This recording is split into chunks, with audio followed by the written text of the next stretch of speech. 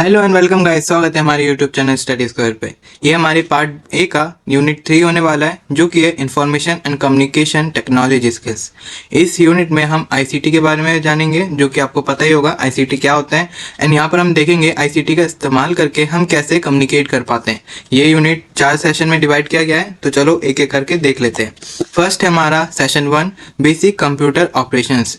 इस सेशन में basically computer operation से रिलेटेड जो भी टर्म हमको जानने की रिक्वायरमेंट है उसको हम देखेंगे। तो फर्स्ट ऑफ ऑल आता है व्हाट इज आईसीटी।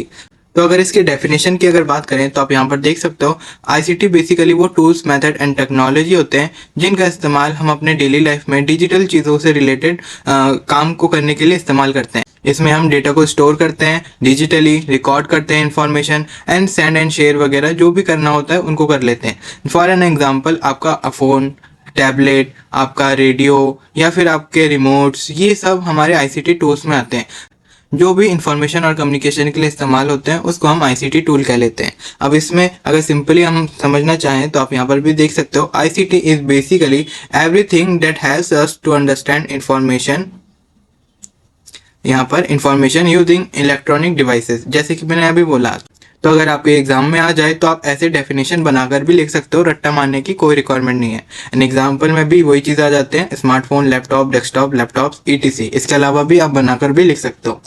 फिर नेक्स्ट आता है हमारा इंपॉर्टेंस। इंपॉर्टेंस की अगर बात करें तो आप देखोगे ये जो आईसीटी टूल्स होते हैं वो हमको कम्युनिकेशन में बहुत मदद करते हैं, क्योंकि पहले क्या होता था, चिट्ठियाँ हैंड रिटन होती थी एंड उसको पोस्ट करते करते बहुत टाइम लग जाता था। कभी कभार इवेंट के बाद वो पोस्ट मिलती थी, ऐसे सिनेरियोस आते थे। लेकिन जब से व्हाट्सएप वगैरह या फिर डिजिटल कम्युनिकेशन एस्टेब्लिश हुआ है तो आप देखोगे कितना सुटेबल हो रखा है। हम सेकंड्स में दुनिया के किसी कोने में भी कॉल कर सकते हैं और अपना कम्युनिकेशन एस्टेबल कर सकते हैं। ये आपने नोटिस भी किया होगा। एंड ये बिजनेस ऑपरेशंस के लिए भी बहुत इंपॉर्टेंट है, बहुत मददगार होता है एंड पीपल को ये कनेक्ट करके रखता है।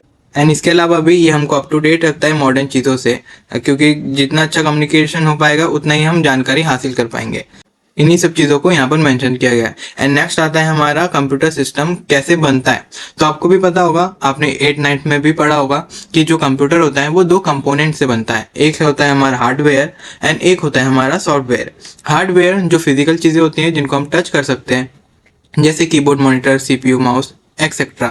एंड सॉफ्टवेयर वो सारी चीज़ें होती हैं जो कि हमारे हार्डवेयर को रन करने के लिए इस्तेमाल करते हैं। वो प्रोग्राम्स होते हैं, वो कोड्स होते हैं, वो ऐप्स होते हैं जो कि हेल्प करते हैं हार्डवेयर को यूज़ करने के लिए। जैसे मान लो आपके पास क्या कहते हैं, आपके पास एक फ़ैन है, जो कूलिंग फ़ैन होता है ना कंप्यूटर के अंदर, वो है। अब वो तो है आपका हार्डवेयर कंपोनेंट। जब तक उसको कोड नहीं मिलेगा उसको ऑपरेट करने के लिए, तब तक वो यूजलेस है। तो वो जो कोड है वो हमारा सॉफ्टवेयर हो गया और जो फ़ैन है हमारा वो हमारा हार्डवेयर हो गया। तो आप ऐसे समझ सकते हैं। अदरवाइज यहाँ पर मैंने मेंशन किया है, एक बार पढ़ लो।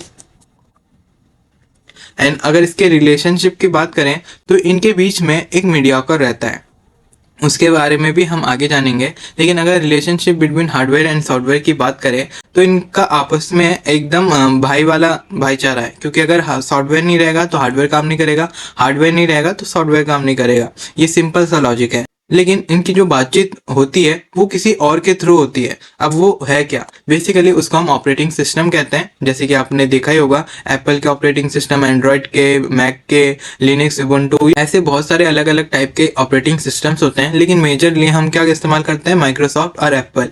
आपने लिनक्स, उबुंटू रियली सुना भी होगा, अभी तो आपने सुना भी नहीं होगा शायद maximum of the students. But आपको ध्यान में रखना है कि ऑपरेटिंग सिस्टम्स जो होते हैं वो basically hardware, software as well as user जो भी उसको यूज़ कर रहा है, उन तीनों के बीच का मीडियाकर रहता है। क्योंकि यही आपको सिस्टम प्रोवाइड करता है, यही आपका इंटरफेस प्रोवाइड करता है, कैसे आप सॉफ्टवेयर का इस्तेमाल करके हार्डवेयर को ऑपरेट करोगे। यहाँ पर अगर आप देखोगे कि इसका जो फंक्शन होता है, ये आपको स्विच ऑन, स्विच ऑफ, ये इन सब में भी हेल्प करेगा और किसी ऐप को इस्तेमाल करने के लिए भी हेल्प करेगा, कोई हार्डवेयर कंपोनेंट को एक्टिव करने के लिए भी हेल्प करेगा और यूज़र के इंटरेक्शन में भी हेल्प करेगा। एंड इसके एग्जांपल में आप यहाँ पर देख सकते हो, इनके लोगोस मैंने मेंशन कर रखा है। तो ये different types of operating systems हैं जो हमारे मार्केट में अवेलेबल है। एंड उसके एग्जांपल्स में भी आप यहाँ पर देख सकते हो, जो कंप्यूटर्स हैं उनके लिए विंडोज़, उबुंटू, मैक ओएस जैसे ऑपरेटिंग सिस्टम्स अवेलेबल है। और वहीं पे डिवाइसेस के लिए, जैसे फ़ोन्स के लिए, जैसे एंड्रॉयड, iOS जैसे ऑपरेटिंग सिस्टम्स मेजरली हम इस्तेमाल करते हैं। इसके अलावा भी बहुत सारे होते हैं, आप चाहो तो गूगल भी कर सकते हो। एंड इसके बाद अगर बात करें बूटिंग, बूटिंग बेसिकली और कुछ नहीं, स्टार्टिंग ऑफ कंप्यूटर को ही कहते हैं। जब भी हम अपने कंप्यूटर को स्टार्ट कर रहे होते हैं, स्विच ऑन करने को ही हम बूटिंग कहते हैं। एंड जब भी हम कंप्यूटर को ऑन कर रहे होते हैं तब हमारा एक मोस्ट इंपॉर्टेंट फ्रेमवर्क वो लोड हो रहा होता है। क्या आप बता सकते हैं वो कौन है? कमेंट्स में बताओ अगर आपको पता है तो। अदरवाइज आप यहाँ पर देख सकते हो, जो फर्स्ट कंप्यूटर का प्रोग्राम जो रन हो रहा होता है जब भी हम कंप्यूटर को ऑन करते हैं वो है BIOS, basic input output system. ये वो फ्रेमवर्क है जो कि एसेंशियल है। ये चेक करता है कि आपके कंप्यूटर में क्या है क्या नहीं है, क्या एसेंशियल चीज़ें हैं क्या एसेंशियल चीज़ें नहीं है। अगर नहीं हुई तो ये आपका कंप्यूटर ऑन ही नहीं करेगा। तो बायोस बहुत इंपॉर्टेंट है। तो यहाँ पर भी आप देख सकते हो बायोस जो है वो ऑटोमेटिकली रन होता है। इसको रन करने के लिए आपकी भी रिक्वायरमेंट नहीं है, ये ऑटोमेटिक फंक्शन होता है आपके कंप्यूटर का, जो कि खुद को ही सेल्फ टेस्ट करता है। क्या मैं काम कर सकता हूँ, काम करने के लायक हूँ, क्या मेरे पास सारी चीज़ें हैं जिससे कि मैं कंप्यूटर को रेडी टू यूज़ कर पाऊँ। ये सारी चीज़ें ये देखता है। इसमें ये ऑपरेटिंग सिस्टम को भी लोड करता है, सारे हार्डवेयर को भी देखता है क्या है, क्या काम कर रहा है, क्या नहीं है, एंड देन जाके ये रेडी टू यूज़ हो जाता है। फिर आता है log in and log out. I hope ये तो आपने सुना ही होगा और पता भी होगा आपको क्या होता है। लॉग इन का मतलब होता है किसी प्लेटफॉर्म में एंटर करना, लॉग आउट का मतलब होता है एग्जिट करना। इसके लिए आपको आईडी और पासवर्ड की रिक्वायरमेंट होती है, just like your Instagram, Snapchat, Facebook and all. Same चीज़ें हम कंप्यूटर में भी आईडी एंड पासवर्ड देखोगे, वही चीज़ें यहाँ पर भी है। अगर आपके पास आईडी पासवर्ड है तो आप ऑथोराइज्ड हो, अगर नहीं है तो आप अनऑथोराइज्ड एक्सेस कर रहे हो या फिर करने की कोशिश कर रहे हो। एंड फिर आता है हमारा basic operations of computer system, जो कि होता है शटिंग डाउन। हमने स्विच ऑन का तो देख लिया। बेसिकली एक बटन रहता है आपके कंप्यूटर में जिसको आपको प्रेस करना होता है एंड आपका कंप्यूटर स्विच ऑन हो जाता है। एंड शट डाउन में हमको क्या करना पड़ता है, शट डाउन वाले ऑप्शन में जाना पड़ता है जो कि मेन्यू बार में दिखता है, एंड देन वहाँ से आपका जो कंप्यूटर है आपको सेफली आपको शट डाउन करना पड़ता है। मैं आपको दिखा देता हूँ। जैसे कि ये मेरा कंप्यूटर है, यहाँ पर मैं मेन्यू बार में आया एंड यहाँ पर आप देखोगे यहाँ से भी शट डाउन कर सकते हो। दिख रहा है आपको पावर का बटन? तो जैसे इसको क्लिक करोगे तो आप देखोगे lock, sleep, shut down and restart का बटन आ रखा है। तो यहाँ पर अगर आप शट डाउन करोगे तो आपका कंप्यूटर शट डाउन हो जाएगा। अभी तो हम नहीं करेंगे तो इसको स्किप कर देते हैं। तो यहाँ से आपका शट डाउन रहता है। एंड यहाँ पर एक चीज़ नोटिस करने की रिक्वायरमेंट है कि अगर आपका कोई भी प्रोसेस चल रहा है बैकग्राउंड में, उसको पहले क्लोज करो। अगर नहीं करोगे तो वो जो डेटा है वो लॉस हो जाएगा या फिर करप्ट हो जाएगा। क्लियर है? देन नेक्स्ट आता है हमारा कीबोर्ड एंड इसके फंक्शंस। तो बेसिकली हमारा जो कीबोर्ड है कुछ इस तरीके से दिखता है। इसके अंदर न्यूमेरिकल्स, स्पेशल वैल्यूज, फंक्शंस की, नॉर्मल की, हर तरीके की अवेलेबल होते हैं जिनके बारे में अभी हम बात करेंगे। तो जो कीबोर्ड होता है वो एक इनपुट डिवाइस है। आई होप इतना तो आपको बेसिक पता ही होगा कि इनपुट डिवाइस और आउटपुट डिवाइस क्या होता है। मैंने 9th में भी पढ़ा है, आप वहाँ से उसकी वीडियो भी देख सकते हो क्योंकि आपका जो सिलेबस है वो सिमिलर से ही है 9th और 10th का, है ना। तो इसके अंदर जो कीबोर्ड है, फर्स्ट ऑफ ऑल हम QWERTY वाला कीबोर्ड फॉर्मेट इस्तेमाल करते हैं। यहाँ पर आप देखोगे, यहाँ से हम देखते हैं QWERTY वाला फॉर्मेट, ये इंडिया में ज़्यादा इस्तेमाल होता है। अलग अलग फॉर्मेट के भी अवेलेबल होते हैं, तो ऐसी कोई बात नहीं है। एंड इसी कीबोर्ड के अंदर हमारे पास डिफरेंट टाइप्स ऑफ कीज होते हैं जो कि आपने 9th में भी पढ़ा होगा। मैं दोबारा रिकॉल कर देता हूँ। जैसे यहाँ पर F1 से लेकर F12 तक जितने भी की ऊपर अवेलेबल है, इसको हम फंक्शन की कहते हैं क्योंकि इनको दबाने से कोई ना कोई फंक्शन रन हो जाता है। एंड यहाँ पर है आपके न्यूमेरिक कीज, ये रहे आपके न्यूमेरिक कीज। एंड यहाँ पर भी आपके सेम न्यूमेरिकल कीज है। एंड ये आपके नेविगेशन की, अप डाउन साइड मतलब लेफ्ट एंड राइट। एंड इसी के ऊपर आप देखोगे ये आपके स्पेशल कैरेक्टर वाले कीज़ हैं, आप देख रहे हो। इसको अप्लाई करने के लिए हमको शिफ्ट प्लस ये बटन्स को प्रेस करना पड़ता है तो ये आ जाता है। इसके अलावा भी बहुत सारे अलग अलग टाइप्स ऑफ कीज़ होते हैं, उनको अगर आपको देखना है तो आप यहाँ पर देख सकते हो। जैसे फर्स्ट है हमारा फंक्शन की, जो कि अभी हमने देखा, ये टोटल 12 होते हैं। फिर आता है कंट्रोल की, जो कि control shift all cap lock ये सब होता है, जो कि आपके राइट कॉर्नर में भी रहता है और लेफ्ट के नीचे भी रहता है। एंटर की, एंटर वाला बटन रहता है। पंक्चुएशन की, वही सिंबल्स वाले जो अभी मैंने आपको बताया। अदरवाइज यहाँ पर और भी कीज़ है, जैसे कि कमांड की, वो इंसर्ट, डिलीट, बैक स्पेस, इनको कमांड की कहते हैं। नेविगेशन की, जैसे कि मैंने अभी बोला, अप डाउन एंड वगैरह, ये सारी नेविगेशन की है। इसको आपको एक बार ध्यान में रखना है, इनसे बहुत बार क्वेश्चन रेज होते हैं एंड 100% रेज होते हैं। एंड नेक्स्ट आता है हमारा विंडो की। ये बहुत सारे कंप्यूटर्स में 2 भी होते हैं और 1 भी होते हैं, जो कि आपके एकदम बॉटम में अवेलेबल होता है। तो ये डिफरेंट टाइप्स ऑफ कीज है बेसिकली। एंड अगर माउस की बात करें तो बेसिकली माउस में 3 बटन्स होते हैं, एक राइट साइड वाला, एक लेफ्ट साइड वाला और एक बीच का स्क्रोल बटन, मतलब स्क्रोल जो भी रोलर है। यही इसके मेन 3 बटन्स हैं। एंड इसके एक्शंस में भी आप देख सकते हो उन्हीं से रिलेटेड है कि होवर करना, कि जहां पर आपको जिस लोकेशन में जाना है बस आपके माउस का जायरो उस तरफ आपको रिमूव करना है, तो आपका जो क्लिक वाला ऑप्शन है उस तरफ शिफ्ट हो जाता है।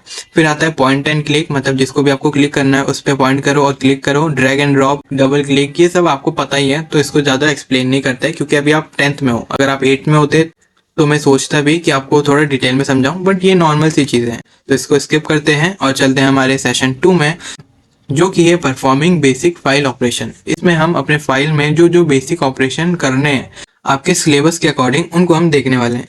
तो फर्स्ट आता है हमारा बेसिक ऑफ फाइल ऑपरेशंस। इसमें बेसिक में हम यही देखेंगे कि फाइल क्या होता है, फोल्डर क्या होता है, इनको कैसे हम एडिट सेव एंड डिलीट करते हैं, इसी से रिलेटेड ये पूरा सेशन है। तो बहुत ही सिंपल सा ही है बेसिकली। इसमें आप देखोगे अगर एक डॉक्यूमेंट है तो उसको हम फाइल कहेंगे, एंड कलेक्शन ऑफ डॉक्यूमेंट है जो कि एक लोकेशन में मतलब हमने सेव कर रखा है तो उसको हम फोल्डर कहेंगे। डेट्स ऑल, इतना ही फाइल एंड फोल्डर का डिफरेंस है। एंड इसकी अगर बात करें ऑपरेशंस के, तो आप यहाँ पर create save delete rename and move वगैरह कर सकते हो, जो कि आपने कभी ना कभी करा भी होगा। मैं दिखा देता हूँ। जैसे मान लो ये मेरा फोल्डर है तो इसको मैं यहाँ पे ड्रैग एंड ड्रॉप कर दिया, इसको मैं कट कर सकता हूँ, राइट क्लिक करा, कट करा, ओपन करा, यहाँ पर देख रहे हो cut, copy, rename, share, delete, ये सारी बेसिक से चीजें हैं जो हम अपने हिसाब से कर सकते हैं। वही चीजें यहाँ पर भी लिखी है। एंड इसकी इंपॉर्टेंस यही है कि हम अपने फाइल को ऑर्गेनाइज वे में रख सकते हैं, इजी टू फाइंड रहता है, हम इजीली फाइंड कर पाते हैं और टाइम को ये सेव करता है और हमारे एफर्ट्स को भी सेव करता है।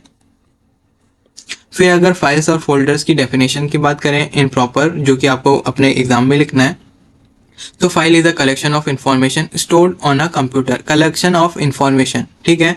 एंड वहीं पे अगर हम बात करें इसके फीचर्स की, तो इसमें दो चीजें आपको दिखेगा, एक नाम और एक उसका एक्सटेंशन। एक्सटेंशन बेसिकली इसका टाइप रहता है, मतलब ये कैसा फाइल हमने क्रिएट किया है, क्या वो इमेज फाइल है, क्या ऑडियो फाइल है, क्या वो जेपीजी फाइल है, क्या वो पीडीएफ फाइल है, एंड सो ऑन। एंड जो एक्सटेंशन होता है वो हम डॉट के बाद जो लिखना होता है ये पहले से डिफाइन रहता है कि डॉट पीडीएफ लिखा तो वो पीडीएफ फाइल हो गया, डॉट जेपीजी लिखा तो वो इमेज फाइल हो गया। तो ये कुछ एक्सटेंशन जो कॉमन है वो आपको याद करना है, मैंने मेंशन भी करा है। यहाँ पर आप देख सकते हो ये जो नेहा है ये बेसिकली हमारे फाइल का नाम है, लेकिन जो .txt लिखा है ये हमारा टेक्स्ट फाइल को डिनोट करता है। .txt मतलब टेक्स्ट फाइल, और यही हमारा फाइल का एक्सटेंशन है, यही हमारा फाइल का एक्सटेंशन है बेसिकली, जो कि यहाँ पर दिख रहा होगा। एंड कॉमन एक्सटेंशन की बात करें तो आप यहाँ पर देख सकते हो .txt फॉर टेक्स्ट फाइल, जैसे हमें कुछ लिखना होता है डॉक्यूमेंट वगैरह वहाँ पर आ जाता है। .doc या फिर docx वो डॉक्यूमेंट फाइल हो जाता है, जो कि MS वर्ड ऑफिस में हम इस्तेमाल करते हैं। .xlx या फिर xlx जो कि हमारा स्प्रेडशीट का होता है बेसिकली। JPG, MP3, MP4, ये सारे ही कुछ कॉमन एक्सटेंशन है जो कि आपको याद करना ही है ना। तो ये बेसिकली एक्सटेंशन होते हैं जो हमारे फाइल के टाइप को बताते हैं। एंड अगर फोल्डर की बात करें तो ये कलेक्शन ऑफ फाइल हो जाता है, जैसे कि फाइल था कलेक्शन ऑफ डेटा या इंफॉर्मेशन, एंड वहीं पे फोल्डर जो है वो collection of file in an organized way is called folder, ठीक है। तो फोल्डर क्या हो जाता है, कलेक्शन ऑफ फाइल। एंड इसमें कोई एक्सटेंशन नहीं रहता क्योंकि ये फोल्डर का नाम है, इसमें आप कैसा भी नाम दे सकते हो और डॉट लगाकर कुछ लिखने की रिक्वायरमेंट नहीं होती। जैसे कि ये मेरा फोल्डर है, देखो मैंने डॉट करके कुछ नहीं लिखा। वहीं पे इसके अंदर जो फाइल्स है यहाँ पर देखो .pptx वगैरह लिख के रखा है, जो कि एक एक्सटेंशन फाइल को डिनोट करता है। pptx मतलब पीपीटी फाइल, प्रेजेंटेशन फाइल, है ना। फिर आता है हमारा नेक्स्ट, इसको क्रिएट कैसे करें। तो क्रिएट करने के स्टेप्स यहाँ पर लिखे हैं तो आप देख लो, अदरवाइज बस यहाँ पर आप अपने जो भी है कंप्यूटर में आओ, राइट क्लिक करो, एंड यहाँ पर आप देखोगे न्यू करके ऑप्शन आ रहा है। न्यू में जैसे क्लिक करोगे, फोल्डर में क्रिएट करना है तो फोल्डर क्रिएट करो। एंड कोई भी टाइप के सॉफ्टवेयर का इस्तेमाल कर सकते हो, अलग अलग डेटा टाइप का जो भी फाइल बनाना है उसको बनाने के लिए। तो अभी हमको फोल्डर बनाना है तो हम फोल्डर पे गए, यहाँ पर हमारी न्यू फोल्डर क्रिएट हो चुकी है। एंड वहीं पे अगर हमको फाइल बनाना रहता तो हम राइट क्लिक करते हैं, न्यू पे जाते हैं। अगर हमको इमेज फाइल बनानी है तो इमेज में जाते हैं, यहाँ पर देखो इमेज फाइल क्रिएट हो चुकी है। उसके लिए जैसे इसको हम ओपन करेंगे तो आप देखोगे ये एकदम एम्प्टी हमारी इमेज होगी, देख रहे हो यहाँ पर कोई भी इमेज नहीं दिख रही, लेकिन ये इमेज फाइल है। तो ऐसे हम फाइल एंड फोल्डर्स को क्रिएट कर सकते हैं। इसको मैं क्लोज कर देता हूँ, वही चीज मैंने यहाँ लिख रखा है। एंड नेक्स्ट आता है इसको सेव कैसे करना है। बेसिकली हमको क्या करना पड़ता है, क्लिक सेव का ऑप्शन, और इजीली क्लिक सेव हो जाता है। यहाँ पर जो स्टेप्स हैं वो आपको याद करना है, फिर आप समझ लो। ये स्टेप्स बहुत बार क्वेश्चन में पूछ लिए जाते हैं, ये उतने इंपॉर्टेंट नहीं लगते हमारे लिए क्योंकि हम डेली टू यूज इस्तेमाल करते हैं तो उतना भी इंपॉर्टेंट नहीं लगता। लेकिन जो ये स्टेप्स हैं ये आपको एग्जाम में लिख के आना पड़ता है, बहुत बार पूछ लेता है, इनफैक्ट हर बार ही पूछता है। तो स्टेप्स आप देख के चलो। एंड अब हम देखेंगे हमको इसका फ़ायदा क्या रहता है। तो बेसिकली ये ऑर्गेनाइज्ड रहता है, फास्टर हो जाता है, लार्ज डेटा को इजीली मैनेज करने में इस्तेमाल हो पाता है। तो इन्हीं सब चीज़ों के लिए हम फोल्डर का इस्तेमाल करते हैं, जो कि हमने पहले भी देखा। फिर अगर इसके की डिफरेंस की बात करें, जो हमारा फाइल रहता है वो डेटा को स्टोर करता है, लेकिन जो फोल्डर होता है वो फाइल को स्टोर करता है। फाइल का एग्जांपल ये रहा, एंड यहाँ पर एक्सटेंशन की रिक्वायरमेंट रहती है। एंड फोल्डर का एग्जांपल कोई भी बस नाम ले लो, हो जाता है। वही चीज़ें मैंने यहाँ पर भी लिखा है, ठीक है। यही था इसका की डिफरेंस, इसके अलावा कुछ खास डिफरेंस नहीं है इन दोनों में। फिर नेक्स्ट आता है हमारा session 3, computer care and maintenance. इसमें हम देखेंगे जो हमारा कंप्यूटर है उसको हम केयर कैसे करें और उसकी मेंटेनेंस हमको कैसे करनी चाहिए, जिससे हमारा जो कंप्यूटर है वो ठीक ठाक रहे। तो अगर इसकी इंपॉर्टेंस को अगर देखें कि हमको केयर क्यों करना चाहिए, तो आप देखोगे कि जैसे कि आपकी बॉडी हम क्लीन करते हैं ना, तो आपको अच्छा लगता है, आप फ्रेश फील करते हो। वैसे ही अगर हम कंप्यूटर को डेली केयर करेंगे, उसके जंक फाइल्स को रिमूव करेंगे, उसको अच्छा केयर करेंगे, तो आपका कंप्यूटर भी अच्छा चलेगा। इसका बेसिक आइडिया यही है। अगर आप कंप्यूटर को अच्छे से केयर करोगे, आपका कंप्यूटर लॉन्ग टर्म आपके साथ रहेगा, मतलब खराब नहीं होगा और स्मूथ वर्किंग रहेगी। वहीं पे अगर आप अपने कंप्यूटर को क्लीन नहीं करते, यहाँ पर फाइल्स से भी बात की गई है एंड इसके आउटर डट की भी बात करी गई है। मतलब कि ये जो भी फाइल हम इस्तेमाल नहीं करते उसको हम डिलीट कर सकते हैं। यहाँ पर भी वही चीज़ें लिखी है, जो कि आप यहाँ पर भी देख सकते हो। जो कंप्यूटर है वो बहुत डेलिकेट मशीन रहता है, वो हीट होता है, डस्ट का सामना करता है, एंड अगर आप केयरलेस हुए तो डैमेज भी हो सकता है, जो कि आपको फिर पैसे दे के ठीक करवाना पड़ेगा, जो कि बहुत एक्सपेंसिव रहता है। आपको भी पता है कोई भी लैपटॉप इतना सस्ते में नहीं आता, या फिर कंप्यूटर भी इतने सस्ते में नहीं आता है इंडिया में। बाहर की बातें का पता नहीं, बाहर की बातों का पता नहीं, इंडिया में तो बहुत एक्सपेंसिव है। तो इसको अगर हम अच्छे से केयर करेंगे तो इसका लाइफ स्पैन इंक्रीज होगा, हमारा पैसा बचेगा और इसका जो परफॉर्मेंस है वो भी बूस्ट होगा। तो हमको केयर तो करना चाहिए 100%। एंड इसकी बेसिक टिप्स आपके बुक के अकॉर्डिंग आप क्या कर सकते हो, कीबोर्ड को मेंटेन करने के लिए उसके आसपास कुछ खाना वगैरह मत रखो, कुछ खाओ मत, अपना पानी वहाँ से दूर रखो। सॉफ्ट ब्रशेस का इस्तेमाल करो उसको क्लीन करने के लिए। स्क्रीन के लिए सॉफ्ट क्लॉथ का इस्तेमाल करो। अपने फिंगरप्रिंट्स मत डालो स्क्रीन के ऊपर, डेली उसको थोड़ा बहुत क्लीन करो ताकि वो अच्छा दिखे एंड क्लीन रहे। एंड फूड ड्रिंक जो भी रहता है उसको दूर रखो, क्योंकि वो अगर सर्किट में चला गया तो वो सर्किट पूरा कर देगा, मतलब जो भी कनेक्शंस है उनको वो शॉर्ट सर्किट कर देगा और आपका जो कंप्यूटर है परमानेंटली डिस्ट्रॉय हो जाएगा। एंड इसके अलावा भी केयरफुली हैंडल करो डिवाइसेस को। अपना जो डिवाइस है उसको हमेशा कूल रखो, तो देखो कि फैन आपका वर्क कर रहा है नहीं कर रहा, एयर वेंट उसका खाली है या फिर ब्लॉक्ड है, जिससे गर्म हवा बाहर आ रही है या फिर नहीं आ पा रही। ओवर चार्जिंग को अवॉइड करो। Plug devices carefully. जब भी आप यूएसबी वगैरह या फिर कोई भी अनफिटेड जो प्लग होते हैं आपके कंप्यूटर में डालते हो, तो वो जो प्लगिंग का ऑप्शन रहता है ना, यूएसबी केबल पोर्ट वगैरह रहते हैं, वो बहुत बार खराब हो जाते हैं। तो अच्छे से देख कर प्लग वगैरह डालो अपने पोर्ट्स वगैरह में, जिससे कि वो डिस्ट्रॉय ना हो, खराब ना हो, कनेक्शन ठीक ठाक रहे। एंड ज़्यादा प्रोग्राम अगर इस्तेमाल नहीं कर रहे तो उनको चलाओ मत। Too much program will destroy your RAM, उसकी वर्किंग ख़राब कर देती है, स्लो कर देता है, आपका कंप्यूटर क्रैश हो जाता है। ऐसे बहुत सारे प्रॉब्लम फेस करने पड़ते हैं। इसीलिए जब भी एक काम करो तो उसी को चलने दो, बाकी क्लोज कर दो, बाद में रीओपन कर लेना, ऐसे है ना। तो ये सारी कुछ चीज़ें हैं जिनका हम ध्यान में रख सकते हैं अपने कंप्यूटर के केयर टेकिंग में। एंड इसके अलावा भी आपके बुक में एक शेड्यूल आपके बुक के अकॉर्डिंग दिया गया है, जैसे कि डेली मेंटेनेंस करो, वीकली मेंटेनेंस करो, मंथली करो, ईयरली करो। डेली में क्या कर सकते हैं, मेल वगैरह चेक किया, जो भी अटैच फाइल है उनको चेक किया, फोल्डर्स में रखा, डिलीट किया अनवांटेड चीज़ें वगैरह वगैरह। वीकली में कीबोर्ड क्लीन किया, मॉनिटर क्लीन किया, बैकअप करा डेटा का वगैरह वगैरह। मंथली में अपने फोल्डर्स को क्लीन करो, वही सारी चीज़ें, वायरस वगैरह देखो, वही सारी चीज़ें हम क्रोनोलॉजिकली इस्तेमाल करें, रिपीट करें और केयर करें। इन्हीं सब चीज़ों को ध्यान में रखना है। बेसिकली ओवरऑल यहाँ पर वही चीज़ों से रिगार्डिंग बात की गई है कि आपके कंप्यूटर को कैसे ध्यान में रखना है। ये पूछ लेगा कि मेंटेनेंस शेड्यूल क्या है, वहाँ पर कैसे कैसे शेड्यूल अवेलेबल होते हैं। वैसे भी आपको पता ही रहेगा कि कैसे हमारे कंप्यूटर को हमको ठीक ठाक रखना है, वरना यहाँ पर जो स्टेप्स हैं उनको देखो। एंड अगर क्वेश्चन पेपर में आया तो आप लिख देना। ये इंपॉर्टेंट है बट नॉट सो इम्पॉर्टेंट, आप यहाँ से देख लेना, इजीली समझ जाओगे। क्लियर है? तो चलो अब बढ़ते हैं हम आगे कि बैकअप क्या होता है। बेसिकली अगर हम अपना जो डेटा है उसकी अगर एक कॉपी कहीं पे सेव करके रख दें तो उसको हम बैकअप कहलाते हैं। बैकअप डेटा हम ऑफलाइन भी एज वेल एज ऑनलाइन भी कर सकते हैं। पहले के ज़माने में हम बैकअप किसी न किसी पेन ड्राइव या फिर किसी एक्सटर्नल ड्राइव में ही रखते थे, लेकिन जब से क्लाउड कंप्यूटिंग आया है, हम बैकअप को ऑनलाइन ही सेव करके रखते हैं, जिससे क्या होता है हम आईटी का इस्तेमाल करके अपना बैकअप रीस्टेबल कर पाते हैं। एंड इसके लिए आप देखोगे स्टोरेज इस्तेमाल करते थे हम पहले, यहाँ पर मैंने मेंशन किया है, जो कि है external hard drive CD, and है हमारा USB ड्राइव, मैंने यहाँ पर लिखा है, अब देखना। लेकिन राइट नाउ हम डिफरेंट कंपनीज के क्लाउड कंप्यूटिंग का इस्तेमाल करते हैं हमारे बैकअप के लिए, जैसे iCloud हो गया, हमारा माइक्रोसॉफ्ट का हो गया, अलग अलग कंपनीज प्रोवाइड करते हैं बेसिकली, आपको पता भी होगा कुछ ना कुछ। फिर चलते हैं इसकी इंपॉर्टेंस में। अगर आप देखोगे कि अगर आपका सिस्टम क्रैश हो रहा है, ह्यूमन एरर आ रहा है, या फिर कोई नेचुरल डिजास्टर भी क्यों ना आ रहा हो, आपका जो डेटा है वो सिक्योर रहता है अगर आप कोई बैकअप उसका रखते हो तो, क्योंकि एक बार खराब हो जाने पर हमारा जो इंपॉर्टेंट डेटा है वो वापस नहीं आ पाता। इसीलिए ये बेटर है कि हम उसका बैकअप रखें। कभी भी कुछ भी हो सकता है, अभी आप जो फोन इस्तेमाल कर रहे हो क्या पता वो खो जाए, तो क्या पता, तो बैकअप तो मस्ट है, आप भी रखा करो, है ना। एंड ये बहुत सारी कंपनीज, बड़ी बड़ी जो ऑर्गेनाइजेशन होते हैं वो अपना बैकअप रखते हैं, क्योंकि वो जानते हैं कि डेटा का इंपॉर्टेंस क्या है। फिर वहीं पे अगर कंप्यूटर वायरस की बात करें, तो आप यहाँ पर देख सकते हो, जो वायरस होता है वो बेसिकली एक टाइप का कोड होता है जो कि क्या करता है, आपके कंप्यूटर को डैमेज कर देता है या फिर उसको स्लो डाउन कर देगा, इसका यही काम रहता है। तो वायरस से प्रोटेक्ट कैसे करें, उसके लिए हम एंटीवायरस सॉफ्टवेयर इस्तेमाल कर सकते हैं, रेगुलर अपना सिस्टम को स्कैन कर सकते हैं, जिससे अनवांटेड चीज़ें हैं उनको हम रिमूव कर पाए। और अपने एंटीवायरस को हमेशा अप टू डेट रखो, जिससे क्या होगा, अगर कोई नया वायरस मार्केट में लॉन्च हुआ है तो आपके एंटीवायरस को पता रहेगा और वो इजीली उसको काउंटर कर पाएगा।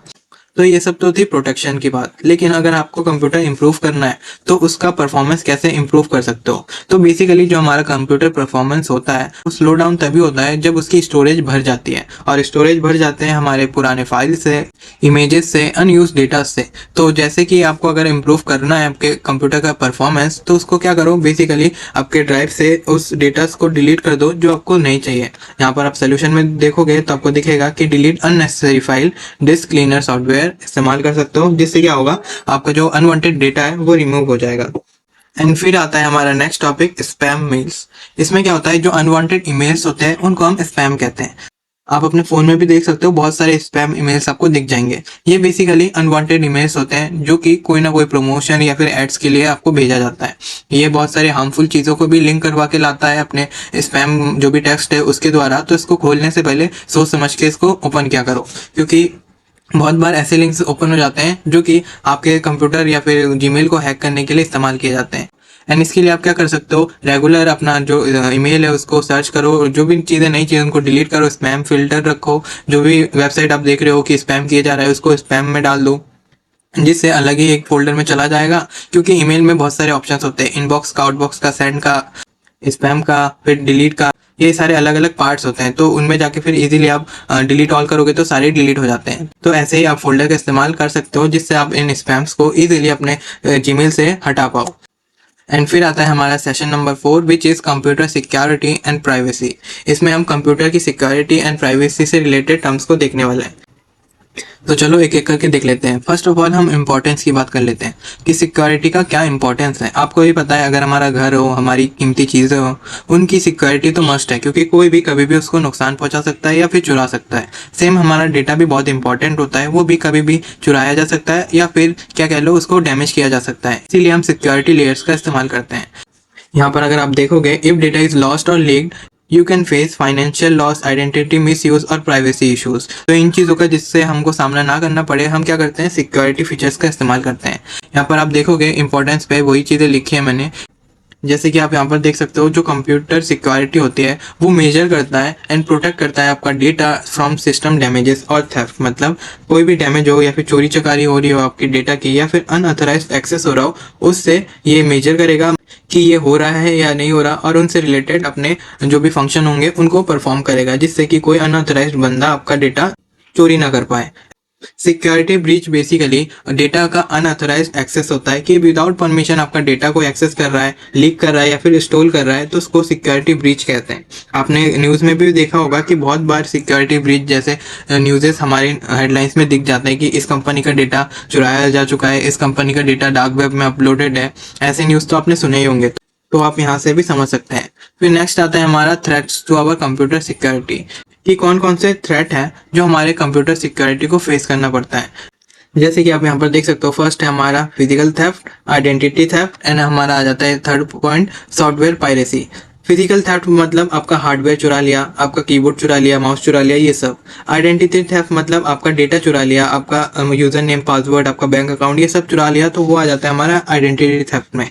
एंड फिर आता है लास्ट हमारा सॉफ्टवेयर पायरेसी, मतलब आप इलीगल कोई भी सॉफ्टवेयर को यूज कर रहे हो, डिस्ट्रीब्यूट कर रहे हो विदाउट द ओरिजिनल परमिशन, तो वो आ जाता है सॉफ्टवेयर पायरेसी में। जैसे थर्ड पार्टी आपको फ्री में कोई सॉफ्टवेयर दे रहा है तो वो पायरेटेड सॉफ्टवेयर है बेसिकली। सेम मूवीज भी होती है, आई होप आपने सुना होगा।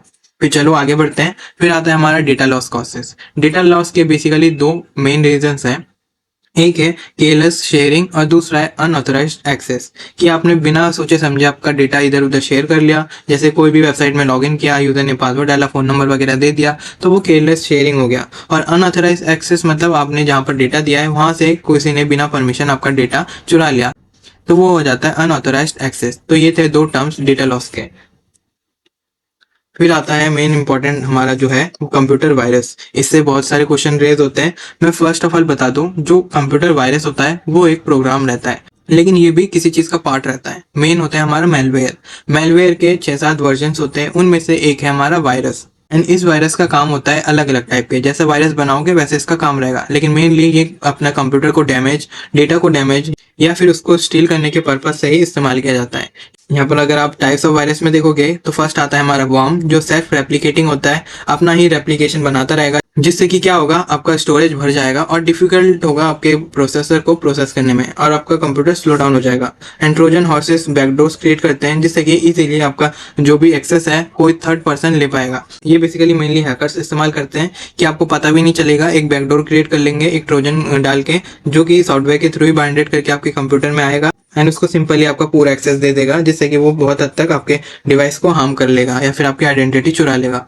तो ये थे कुछ टाइप्स ऑफ वायरसेस। इसके अलावा भी बहुत होते हैं, आप सर्च करना, या फिर 11th में आपके टॉपिक में दिया ही गया है, तो वहां पर आप डिटेल में देखने वाले हो। फिर इसके अलावा भी हमारे पास आते हैं कुछ ऑनलाइन थ्रेट्स, जैसे कि ऑनलाइन प्रेडेटर, जिसमें क्या होता है, एक पर्सन होता है, वो आपके एज का है ऐसे प्रिटेंड करके आपको ट्रैप करता है या फिर मैनिपुलेट करता है, जिससे कि आप उसको कुछ ना कुछ दे दो जो वो चाहता हो। जैसे पैसे हो गए या फिर कोई एक्सेस हो गया, कुछ भी हो सकता है, जो भी वो चाहता होगा, ऐसे वो प्रिटेंड करते हैं।